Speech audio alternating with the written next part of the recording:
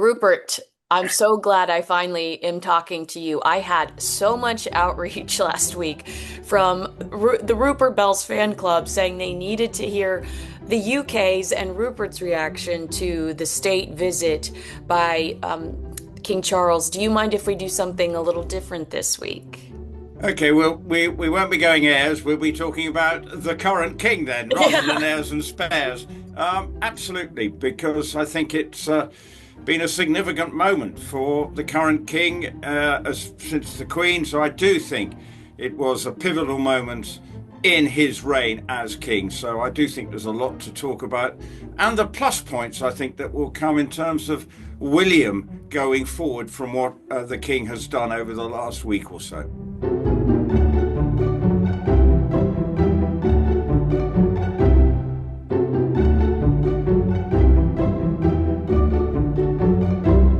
Hi, all. This is Heirs and Spares, where we usually break down the latest on royal headlines, from family dynamics to public drama. But this week we're shifting focus.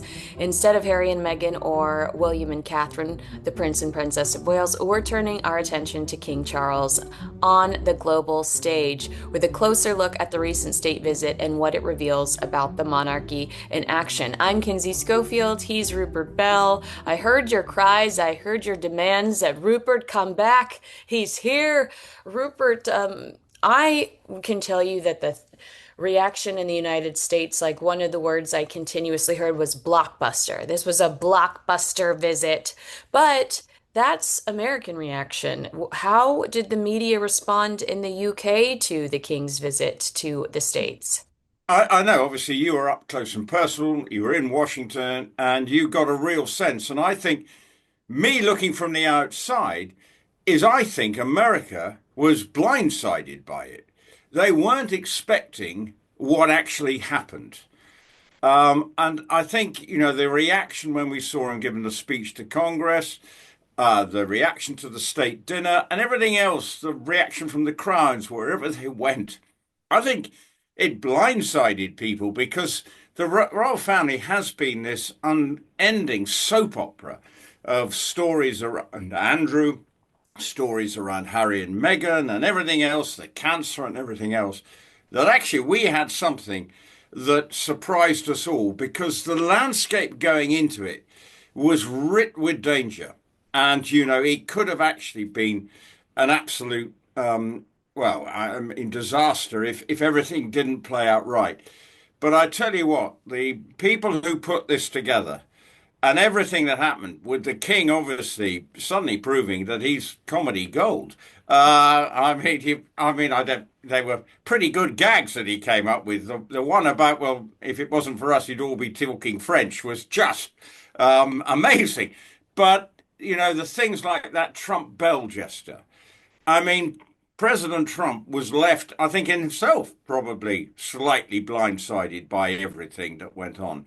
But the perspective back here, and what I've been saying, is this is the crowning moment of his reign.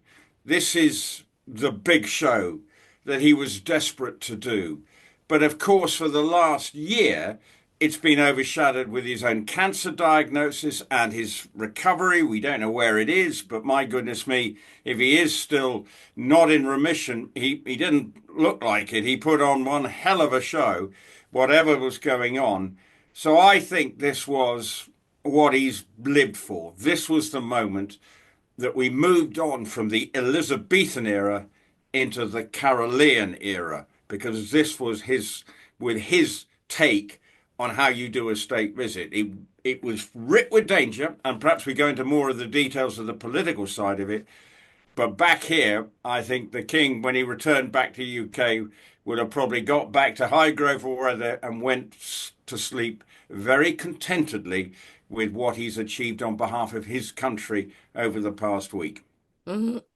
Maybe with a glass of whiskey, since I'm in one of those fancy hotels where there's not a lot of movement in the room, it tries to save energy. So here I am. I Yeah, don't know if I well, need to do a cartwheel to get the lights back on in my room, but here we are. Um, what I want to know is, I just want to know is, what is that behind you? Is that the sort of corner of a room that you've been Yeah, isn't that secretly? neat? It's a corner of a room, and the side table for the bed is a Yeah. little table that it's supposed to act as like a desk if you need a desk, but it's very cleverly built to where it's like bed, then booth with a side table that you can move. I called my mom last night and I was like, I love this hotel room. It's very Well, last time I spoke to you in a hotel room, you were having the heebie-jeebies. You had to check out. So, yeah. but I imagine because you're in New York, I'm obviously going to go to the Met Gala because that's what you do. And funnily enough, Anna Wintour didn't send me an invitation, but she didn't send Meghan one either. But anyway, so we share something in common, Meghan and I. But I know that's why you're in there. You're probably a small room, but it's still probably costing you an arm and a leg. Yeah, Uh, I have to, I'm going to send you the video of the room I initially checked into because I came early to do Fox and Friends. And so I wanted to stay by the studio. Rupert, it was a shoebox. It was $400 and I couldn't have laid on the floor. I could not have it was a twin bed. The toilet was like in the shower. I mean, I'm gonna remove the audio because I'm cursing fiercely as I'm recording. I'm like, can you believe this? But I have to send you the video I took when I initially checked in because I was like, this is insane for the price. But this is a bigger room. I'm in a king size bed. I'm grateful for this room, but I thought that this was a clever design, the way that Mm. I can sit here and work. Oh my gosh, we're so geriatric talking about. I am, but clearly you've spent a lot of time in hotel rooms. But Yeah. anyway, we digress from what we should Wait, be I wanted talking to say about. something. I want to go back to something you said because it wasn't just you talking about how this could have gone south really quick. How there was some obvious concerns. The fact that Harry and Meghan have defined who King Charles is for the last 6 years in the United States, the ghost of Princess Diana, the crown, which somebody was reminded, oh, it was Niall Gardner. I spoke to Niall Gardner and he was like, the crown didn't paint a very appealing picture of Prince Charles, now King Charles. And that is one way that he's been defined here in the United States. Andrew Mountbatten Windsor, my God. But there Mm. was also the shooting at the White House, 48 hours, I think 48 hours before everything is supposed to kick off. That really, aside from like, it could have canceled this incredible exchange between our two countries. It really could have set the tone for something very much different. And I thought that it was incredibly uplifting and positive. And, the jokes between both men that were exchanged, there was just a lot of humor. Um, did you, were you at all, I guess, concerned when you saw the reports the weekend before, just a few days before the king was to land, that there was another security threat? Yeah, and look, we know that this is always part of a politicians and people in the public eye's life, and obviously around President Trump, there's more sort of um, anxious, and obviously it's a horrific incident.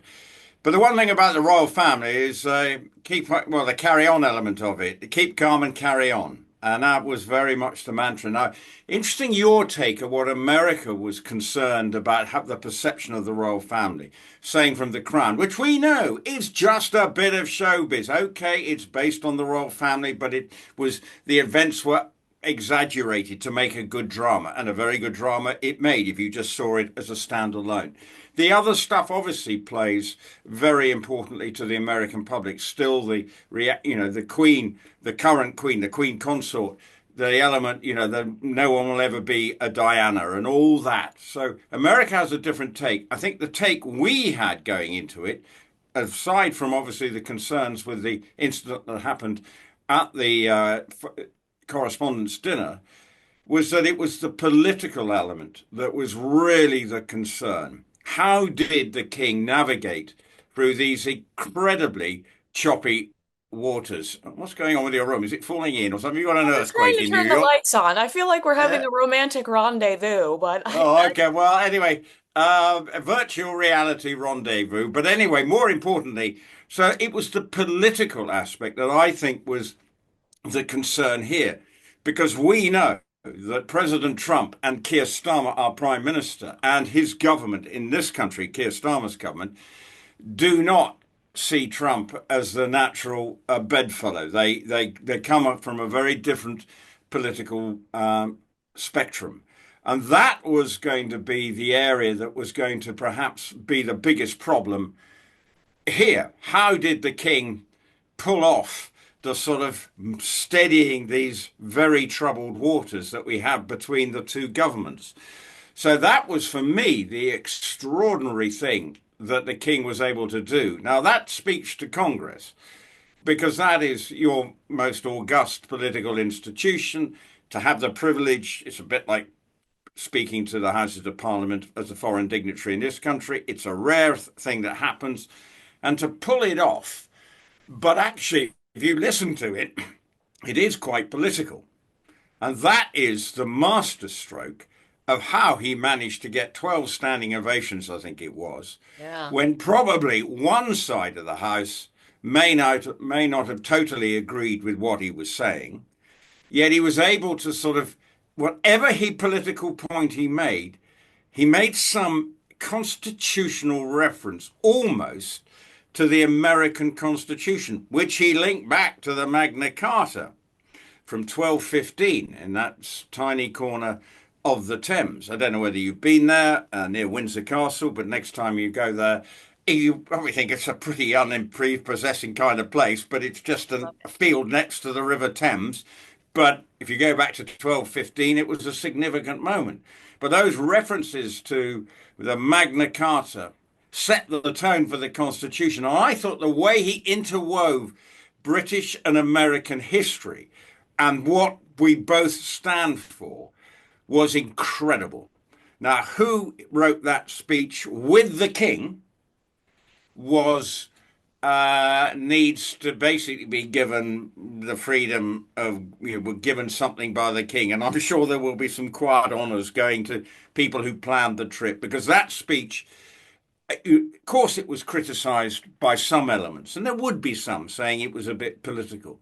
But I think the genius was the interweaving of the constitutional ties that bind us as countries. And I think that for me was the great thing, interspersed with the odd joke.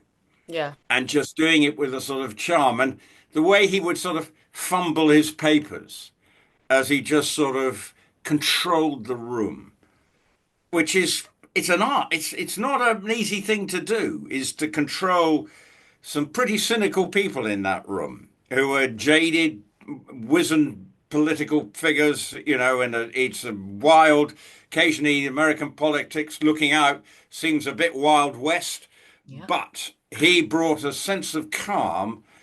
And if you're getting 12, okay, there was pictures of J.D. Vance, who didn't seem to be totally leaping from his chair, sitting behind the king. But that's not the point. I think overall, the consensus, and you were there, the reaction you would have got from British journalists covering it and American journalists, I think they went, ooh, the king's just gone up in my estimation about 500 times here, because we never thought that he could do that. But he was able to reference the things that meant much to him. The environment is his big thing, and other moments that I thought was incredibly powerful statement. And the real example, and I think this is the important thing, Kinsey, understanding what the monarchy is about. It's the soft power. And that's what I always say to anyone who's not a monarchist. What if we had the president of this country? He would have been a slightly political figure, so it wouldn't have been able to smooth over. The only time that sort of President Trump possibly overstepped, and sort of by saying, well, I think the king agrees with my policy on Iran, we'll never know, because the king will never reference that. So we'll never know whether President Trump has just gone off piste again, which occasionally we know he's capable of doing, or it was generally what the king felt. My gut feeling is, I don't think the king would have ever been that indiscreet to even try and say, "Well, you're doing a good job, mate." I don't. But that you just don't know. He Mm. might have done. I don't know. But my gut feeling is he knew that that was something he's got to try and just play everything with the, to use a cricketing analogy for your American audience, Kinsey, with a straight bat, a forward defensive, you know, fast ball coming down, play it and deal with it. And that's what I thought was the most, that Congress speech. And then the dinner, um, these things are difficult to do. But again, I just love the way he just sort of picking up the paper and just sort of controlling the room. It was a masterclass in soft diplomacy. And for Britain, Keir Starmer wants to say, hope he's rung the king and saying, I hope he would. Bloody Thanks. good job, mate. Thanks. Or bloody good job. Thank you. Yeah. Because Yvette Cooper, his foreign secretary who was there, she was in awe. And Ed Balls, who's her husband, he presents Oh a, my God, you're kidding me. Yvette Cooper's yeah, married to Ed Balls. That makes so yeah, much yeah. sense. Oh. Anyway, but he referenced the fact that she told him, husband and Where wife, did he what? say that? Did he say that on Good Morning Britain where it's Yeah, completely yeah. inappropriate to repeat these things? Well, no, I think what he said was his wife thought it was amazing how what the king did in Congress and Did at the you dinner. read the report that Yvette Cooper not only counseled King Charles before his speech, but Harry in the Ukraine? Um, well, there's a chance that because probably has to. If Why? Harry's go, Harry's not representing you. I know, but they're just trying to make sure he doesn't put foot in mouth. And I, Harry is, I think that Ed Balls, Ed Balls. I think that Ed yeah. Balls' wife, Yvette Cooper, is a Yeah. part of Project Thaw, truly. I think she's a part of like the dysfunctional part of the Labour Party that does not truly love the British monarchy and thinks bringing Harry back is just the amount of chaos they need, I allegedly. think I think well, it's a pretty wild bunch if you're looking at it from Ed some people's Balls. perspective, Yeah. but I think she is more of a voice of reason than some of them. So anyway, I'm just trying to give you a British perspective here, Kinsey. Okay. Well, Um, can I tell you to take to just give a little bit of credibility to what you're saying, which I know you don't need because you're brilliant, but Sunday I was still doing coverage of the state visit on national news, and then I left the studio and went and sat in my hotel lobby and ate, and all the TVs were on the local news stations in New York, and they were talking to Harlem Grows, which was the charity that King Charles visited, and there it was a sit down interview with the organizer, somebody that had met with King Charles, and so it just gives you a sense. Harry said this in the Ukraine. News moves so quickly that it's hard to make an impact. Like that's what he said to Chris Ship when he was talking to him about why he was in Ukraine. He was like, the move, I want to bring attention to this because our attention spans are so limited when it comes to news anymore. And so I thought that it was really important that the local stations were still tickled, still doing sit down interviews, long expanded sit down interviews with people that engaged with the king while he was here. I thought that means that this trip really did have the impact we didn't even know they were capable of having, I think. yeah, yeah, and you saw it wherever they went. When he went to Virginia, Oh yeah, yeah, yeah. and that. But the Harlem one was really interesting. And bearing in mind the New York mayor, what we read over here, he's not a natural monarchist. And then he was talking about giving the diamond should go back, the Nori diamond should go back. And there were sort of controversial moments, and he didn't. I think he met him briefly and then moved on. So again, it wasn't without again the sort of political problems for the king to navigate. Yeah. But if you're saying that, and I've seen some of the videos of the people who were in Harlem who just were touched that he actually went there, and it plays right into what he believes in, bringing, environmentally good things, growing things in a really urban area that has obviously over the years had its issues and social deprivation, really important. And that plays to what the king is about. And obviously he comes there, and the reaction that I'm seeing and I've heard obviously does seem to be. I mean, I'm struggling to find one that any negative. And so why is he there? But the other stuff about going to Virginia, I mean, I had cousins who lived in the Blue Ridge area back in the day. Well, I still got sort of distant cousins, but my great aunt lived in Virginia, and she actually, and we digress. I mean, she was a mad equestrian rider and loved everything out there. So, and she had a wonderful husband called George Greenhill III, who just loved a Bloody Mary. So when he come over here, it was our first thing. I need a Bloody Mary, Rupert. So bloody, I had to go as a young lad. George, what do you need? What's in a Bloody Mary? Well, of course I knew. Anyway, but Virginia has when we're going around seeing all the sort of farmland and everything, again, that was really important. The Queen would have loved that as well. So I've slightly gone off piste a bit there, but Virginia, wherever she went, that's why I kept looking at the reports and thinking, nothing's gone wrong. Yeah. So the royal household, the meticulous planning to, as they say, to avoid a foot in mouth moment was exceptional. Hmm. And I think, and then let's bearing in mind, he also went to Bermuda, and that again is small colony, but again, and as he said, no, the first reigning monarch to go there, I think, for 400 years, which and Bermuda, look, it's 20 miles, a series of islands, only 20 miles in the middle of the Atlantic Ocean, 800 miles from the American coast. He's going there, and again, the Bermudans were putty in his hands. Because you remember when William and Kate went to one of the Jamaica, there was all the emphasis, that colonial vibe. They got some negative Well, that was press. that a lot of that had to do with Harry and Meghan. Thank you very much. Harry and Meghan were Well, stirring the pot at that time about how the royals were racist. So, I mean, what did they think yeah. was going to happen? I just wanted to correct myself. As it exited my mouth, I knew I had made a mistake. It's Harlem Grown, and if you're curious about Harlem Grown or you would like to contribute in any way, because the king was obviously very enthusiastic about it and loved what he saw, it's harlemgrown.org, harlemgrown.org.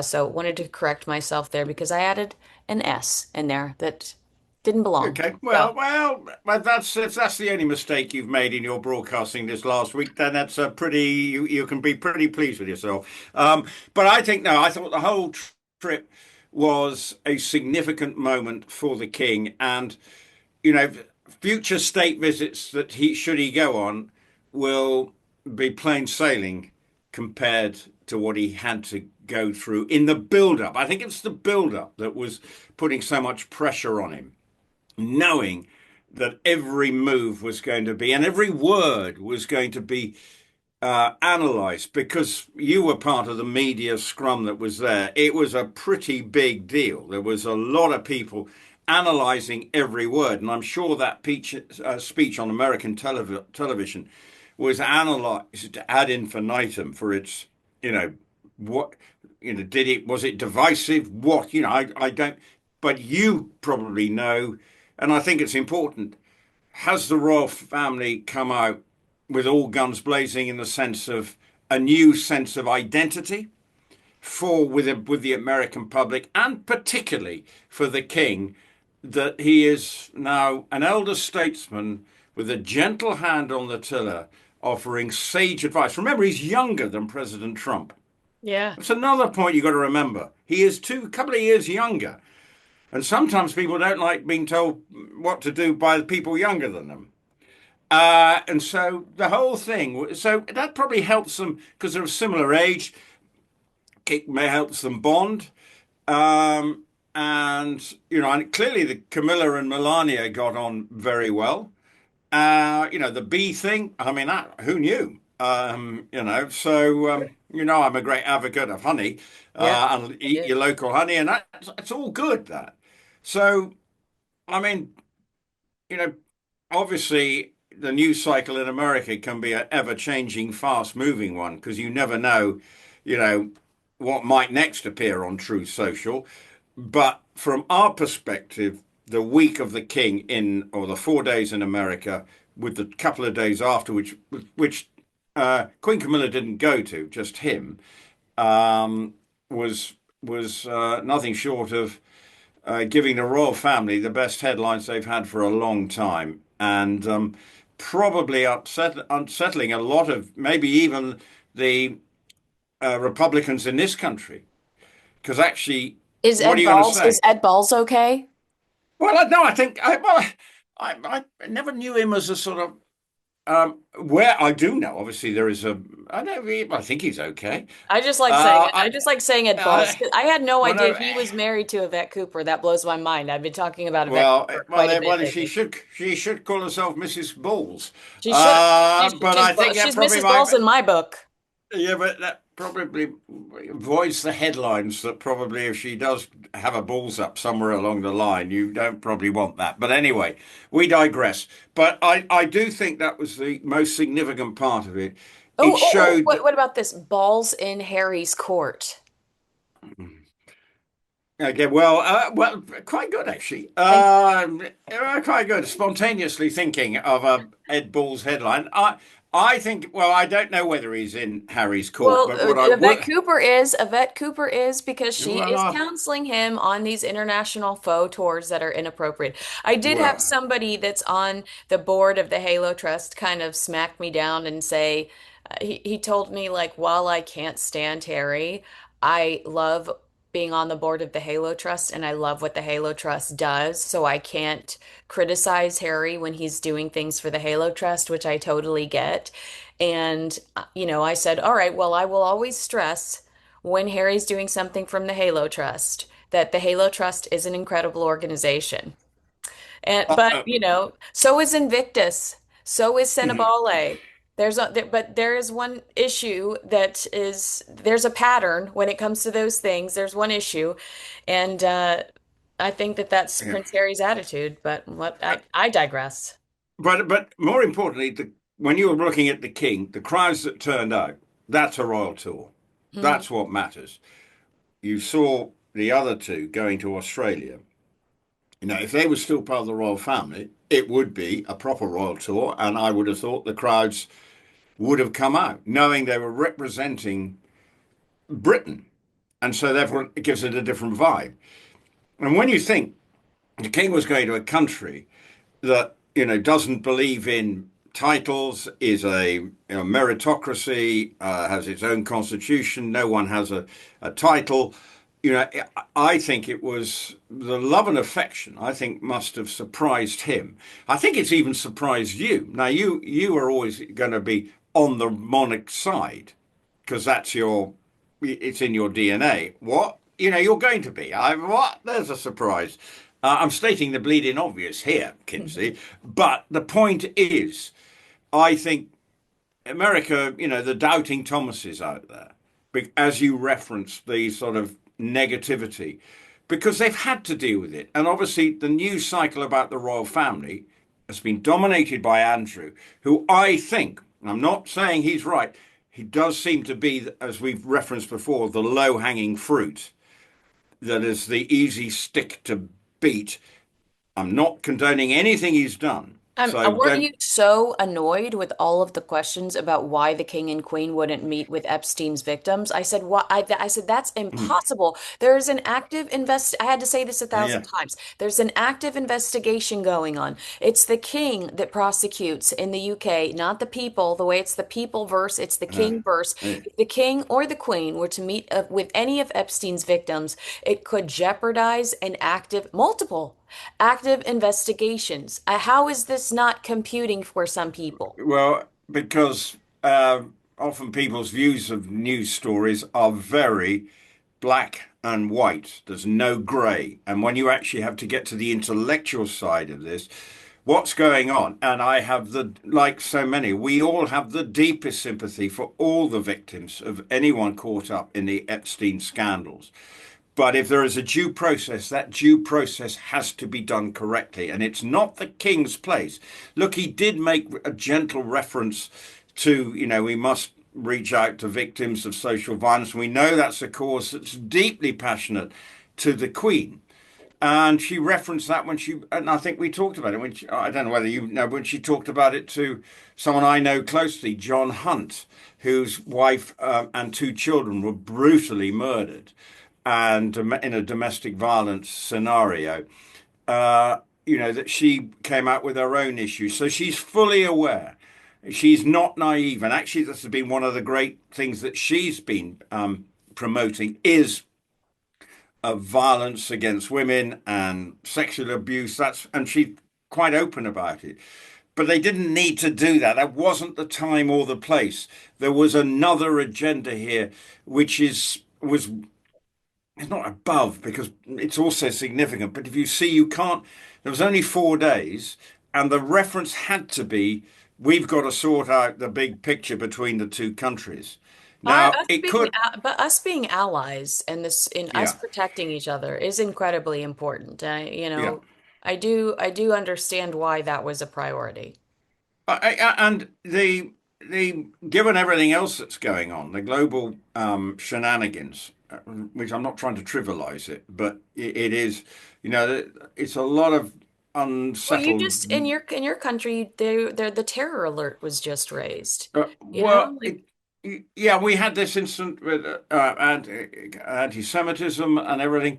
So it is all, it's getting and we got elections we're this week. better, stronger together Yeah, was the everyone is, yeah. everyone is, and when we do have on, ever since Winston Churchill was there is a natural alliance between the two countries. And the king was so clever, as I've already mentioned, to reference the historical links. Now, George Washington and his friends may have said enough's enough and said George III packing, but that's fine. But ultimately, George the Washington, his birthplace is 20 miles from where I live, so that puts one of your founding fathers, John Adam, I think he came from Britain as well. Uh, um, Played magnificently by Mike in the series. Tom Wilkinson played him magnificently, and it's a great. I love reading about John Adam, but that's where you link. The founding fathers said enough Britain, um, but I still think that French gag was Amazing. Very amazing. clever. But I think with the fact that the links from your founding fathers, they many of them were from Britain.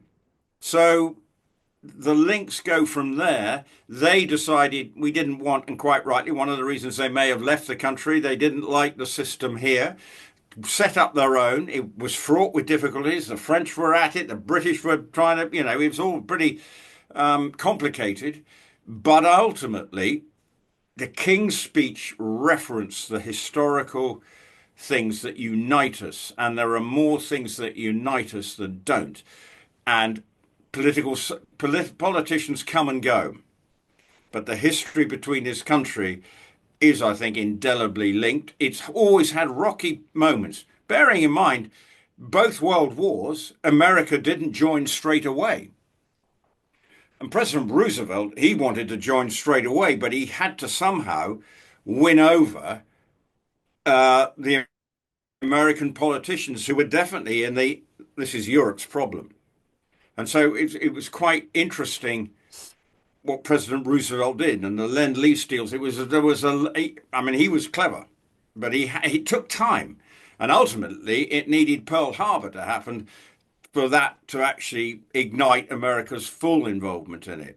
Right. And so, that's always. But when they've come, it's been very helpful.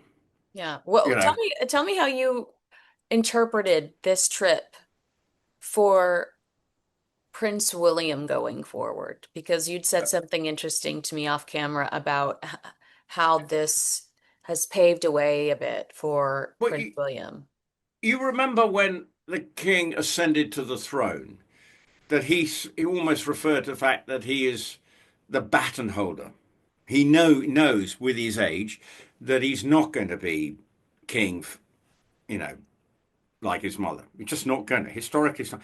But he knows that he's going to have maybe a relatively short tenure as the head of state in this country. And he's always said, I need to make sure that I leave the monarchy in a strong position for my son and George going forward. And I think this week will have given renewed confidence to the people within the royal household that there is a purpose for the royal family. It does have a role to play above and beyond the the soft power element is gives Britain an identity that it wouldn't have elsewhere. And I think that's what for William, he also should be ringing up his dad and saying, bloody good job, Pa, or whatever he calls him, and say, fantastic, and be deeply proud of what his father did in incredibly trying circumstances for a man who is, as I say, has had his health issues, and yet he's got to look sprightly on the money at all times because one false move, one, the pen didn't work moment, if you remember from, would have gone viral and then would have undone all the good work that the whole week. So he had to be on. Absolutely. He was on show from the moment he got off the plane in Washington to the moment he got on the plane in Bermuda to come home to this country. So I think it was for William, we'll say, right, Dad, learn from that. Because this is how we have to operate in the modern world as a monarch. We are the face of Britain on the foreign soil, and almost the state visits that we do overseas for future for him will be significant. So, in many ways, I also think William needs to get on the road a bit and be out there and go and learn now. Whether it means going to Australia, whether it means going somewhere else that may not be in the Commonwealth, and go and represent Britain somewhere to learn, to get the vibe. Now that he's sort of in a more, it may not be that long before he's the main man. And I have no idea. But Can I just tell you that I did speak to someone last week that knew of the king's recovery. Well, I shouldn't say recovery because we understand he's living with cancer, but knows of the king's um, health status. And they said that he is receiving these really unique experimental treatments, like the most expensive you could possibly receive. And it has improved it's improved his energy, it's improved, the way he feels. I do understand that he is living with this cancer, and he may never be in remission the way that the Princess of Wales announced she was last year, but I feel like I saw that throughout this trip. This was an incredibly hard schedule, and he had a pep in his step.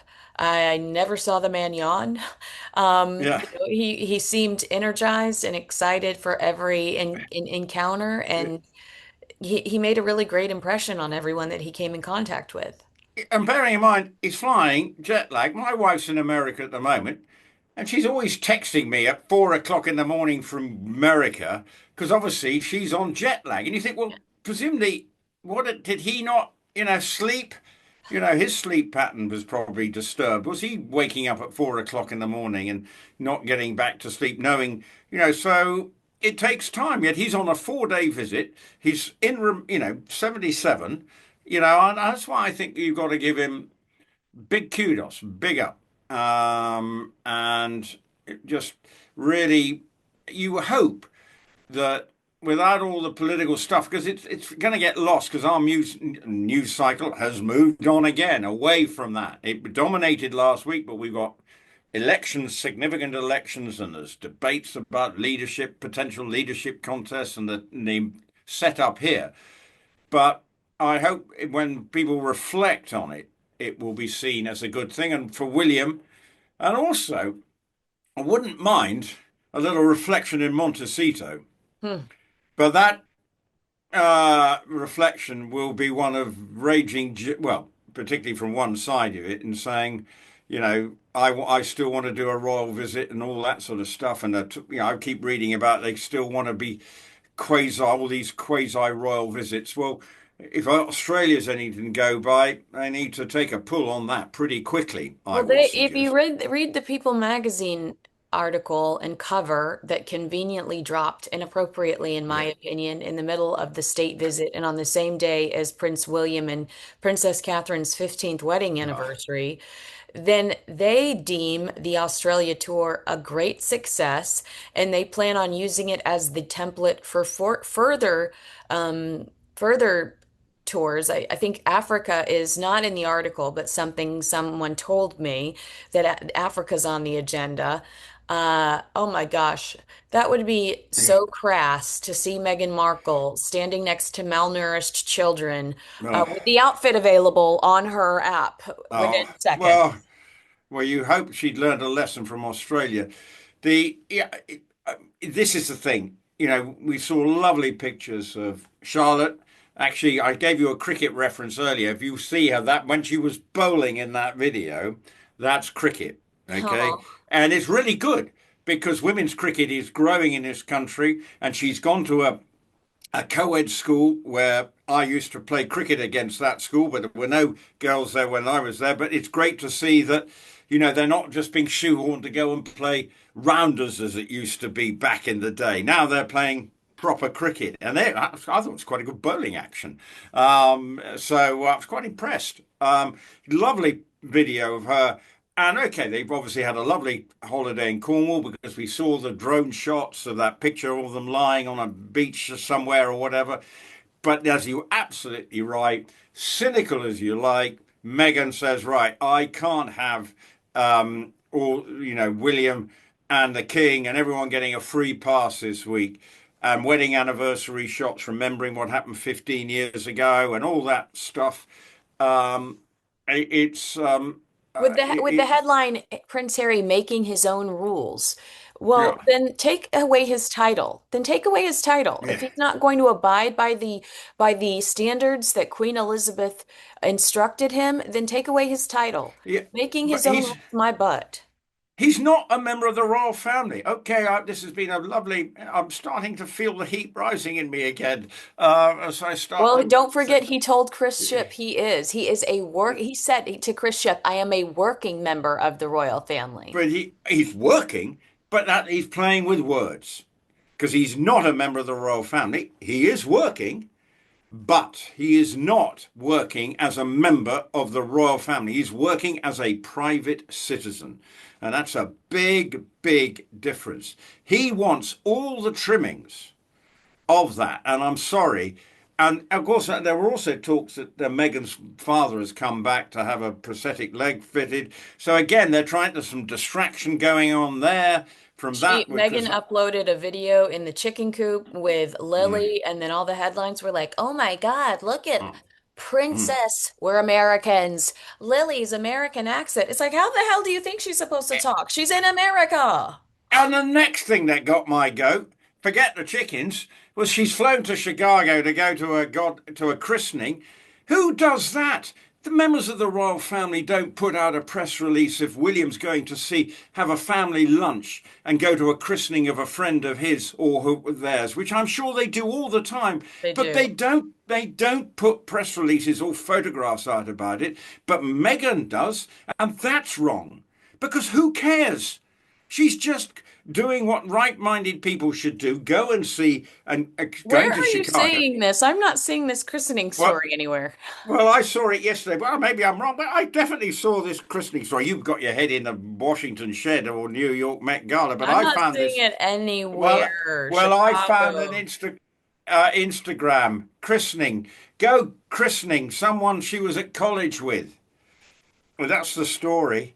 Anyway, I've caught you on the hop here. Ah, yes. But I don't think you're right. I think you might have just seen somebody saying something online. There's a lot of No, fake news that goes around the internet. oh no, I don't think so because there was supposed to be an Instagram. But anyway, respect. But anyway, maybe I have been hoodwinked, but I will try and dig it out for you. Okay. But if this is true, okay, then again, I may have come up with a pack of lies, and Wait, Meghan Markle makes solo trip to Chicago. Okay, you're right. that's the one. You know how I know it's true? Effing People magazine. Yeah, Meghan exactly. Markle makes solo trip to Chicago for godson's first communion. Communion, okay. Yeah. Confirmed the Duchess of Sussex attended the ceremony of her best friend from college. Who the cares? Well, no language, Kinsey. Wash your mouth out with carbolic. Anyway, well, I don't know who cares because this is the point. The Oh, she king didn't. doesn't. She didn't have any special accommodations. No, Oh just no, just that her, was the thing. That was the just thing that on the phone really. with People magazine, letting them know Uh, that she's walking into yeah, holy name cathedral. yeah. You see, that was the line that really got my goat. She didn't have special. Okay, I'm sorry. Why should you? What are you? You're her friend. You're going to see your college friend, Yeah. so you're just her mate. Why Right. does she suddenly think that she needed to be have the red carpet treatment? Grow the f up. Yeah. Also, Um, when is she with her kids? I mean, you and I are always well, like, does she ever see her own kids? She spends so much time in an well, airport. well, the only time she's with them is when she's videoing by the sink from or with the chickens. These must. Anyway, and actually, we saw a chicken video produced by the Beckhams talking about which is anyway. That's another. We digress with, but anyway, but that annoyed me. So I think I think from a William point of view, it's been an excellent week. Now the children are back at school. Okay, it's a bank holiday weekend this weekend, but next week I'm sure we'll see plenty of the Prince and Princess of Wales over the coming weeks to enhance and build on what will have been a positive few news stories. We'll have a state opening of Parliament in due course, which the King will be seen at, and then he will have to read out basically 10 minutes of absolute political, That is basically. that is a cute picture of her. It's a shame that she is to quote Saturday Night Live. It's a shame that she's a terrorist because she's so cute in this picture. Was that a picture of Meghan from when? Her Oh, 2000 yearbook. right. Okay. Well, yeah. Okay. Young girl, you have 20 odd years ago, so they can be friends. But it's amazing she's still got a college friend because Yeah. she seems to have lost it, lost Well, most of them. to And your point, if you have to send a press release to prove that you still ha are in oh, contact with people, that's not saying much about it's not saying much about the authenticity and the sincerity of the friendship if no. you've got to announce it to people. Yeah, so there are reports that she's not invited to the Met Gala. And what are you wearing for the Met Gala? What have you got? Have you got yourself some? I almost pulled it out to like show you, but then I was like, Rupert would not care. A polka Well, dot. no, no. I've got. Well, I hope it's some sort of because basically you've got to wear something totally outrageous that It's bears no outrageous for resemblance me. to. Well, okay. Well. Wait, do you want to see the Normally, fascinator I wore? I wore the cutest fascinator in DC. Oh, and I probably will I wear it. know all about. We can't wear a fascinator at Ascot. You can't. Not in the No, royal enclosure. You can't. no, I don't think I'm going to ask it. Aren't you? Oh God. Well, never mind. Hold on. Never mind. Hold up. You're right. My lights came Yeah. back on. Well, because you've moved. Isn't that cute? That. Well, I pretty. That's quite good. Yeah. Well, I'm very pro, very star spangly. Thank you. Any, was that a freebie or did you have to pay No, for it? I had it made. Oh my gosh. I'm not Meghan Markle. Well, I think that some this was people. $300, if we're being honest. Wow. Could you expense it? Does the IRS know? But anyway. Sorry, Kinsey. But anyway. Very good. But Um, I'm not sure. Like, I don't feel confident saying, Allison, I apologize, I don't remember her last name, wrote a Mm. scathing piece for the Daily Mail saying that Meghan had too many enemies and that's why she won't be at the Met Gala, including Lauren Sanchez, who's very close to the Kardashians, who allegedly want nothing to do with her going forward. But she's just so desperate in Mm. every way, shape, or form that I don't know. This will, by the time this airs, people will know whether she's there or not. I don't know. Like this is the same woman that called and invited herself to Paris Fashion Week. So I don't know if she would make a surprise visit over here after a stop in Chicago. I'm not so Well, sure. it'd be quite ballsy. Use a word that we use quite a lot in this particular essence. I think we call it the ball, A the tribute to Ed ballsy, Balls. a tribute to Ed Balls. But with ballsy, I am. My wife does want me take me to see Devil Wear Prada 2 when it comes out. Have you seen a sneak preview of it? I haven't seen it yet. I And don't know. I'll wait for it to be on yeah. demand. Well, I think I may have to. I may be dragged screaming and kicking to the cinema to see it when it comes. I think it comes out on May the 8th in this country. But anyway, I love the first one. But I'll be curious. I mean, the Met Gala, is it a bit of a sort of fashion freak show? I mean, It's a talk fashion me freak through. show, but so it's my understanding that Anna Wintour, in Allison's piece, Anna Wintour says that Anna hates Meghan, but we did see Anna embrace Meghan at Paris Fashion Week. Maybe behind the scenes, there's some loathing, but Uh, she certainly doesn't express it in real life. But I do believe that Anna recognizes that William and Catherine are the future. And so she wants to put all of her eggs in that basket. Also, she's close to the king and queen. Anna Wintour was there with Queen Camilla in New York. I do think that she recognizes that the working royals are much more important than Harry and Meghan, who have chosen this reality show path and tabloid headliney path where they spill other people's secrets. It's just, there's nothing, it's very vulgar. Um, but Serena Williams' sister Venus is on the committee for this, as well as oh, interesting. Beyonce. And Interesting. yes, and so there were some, reports that Meghan realized this was the closest potentially that she could ever get to a Met Gala invite with some of those names on the committee. Nicole Kidman's also there, but I don't think she has any connection to the royals. Um, and but yeah, no, I just think she's so desperate that I hate to be like, there's no way, because there's just something very embarrassing about her efforts over the last few months. Well, isn't the whole point of going to a fashion thing? You kiss people and pretend to hug, but while you're whispering in their ear. I'm so hungry. Anyway, I haven't eaten all week. or you go B1TCH quietly. You know, and then as the cameras pop, it Yeah, yeah, wasn't yeah. that, that's what we saw in Devil Wears Prada, and Yeah, yeah. Anna Wintour, but supposedly based on Anna Wintour, and then you probably imagine her, she would know exactly how to work a room and Hmm. play the game. Yeah, So I don't know whether there is a frosty relationship because there will be a lot of moi tonight, that's true. and everyone pretending, oh, how stunning you look, but they'll be going behind their back. Why did she decide to wear that? Yeah. Or who thought that was a good idea? You know, my God, she could have worn a bit more. There will be plenty of that tonight. I mean, it will be but that's the whole point. It's a bit of it's an outrageous glitzy fashion thing. And that's probably why your hotel room is so expensive this week. All good rooms have been taken by the great and the good of the fashion industry. That's But very true. I anyway, hadn't thought about that. You're right. well, I have to leave because I have to jump on with Kevin O'Sullivan, our no. mutual friend. But I loved your recap. Thank you for sharing Ooh, I mean, I really hadn't had the time to really dissect it from the UK perspective, from somebody that is looking at the political angle as well. I think that's incredibly interesting. So thank you for that. We'll be together. We'll be back together next week. Is that the case?